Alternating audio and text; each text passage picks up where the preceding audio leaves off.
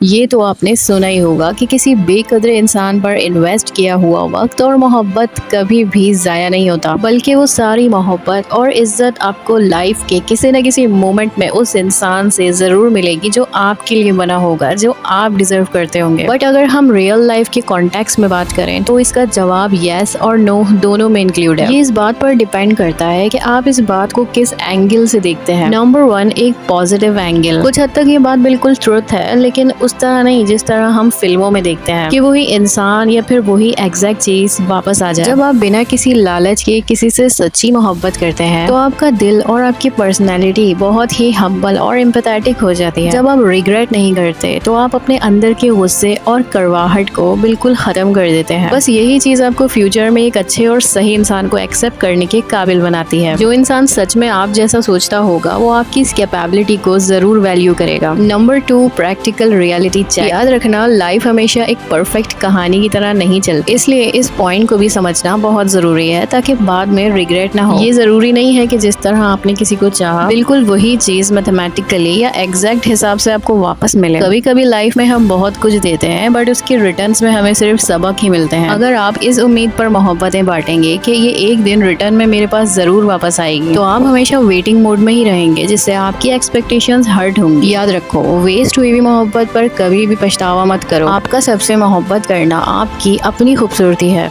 सामने वाले की कम ज़र्फी थी तो वो चला गया और आपने जो दिया वो आपका ज़र्फ था। जब आप पछतावा छोड़ देते हैं तो आप इंटरनली फ्री हो जाते हैं। अब यहाँ तक तुमने सीख लिया है तो आगे की वीडियोस के लिए भी मुझे फॉलो कर देना। और हाँ, जब लाइफ में आप पॉजिटिव रहते हैं तो देर से ही सही पर कोई ना कोई लाइफ में ऐसा ज़रूर मिलता है जो आपके इस प्यार देने के टैलेंट की कदर करता हो।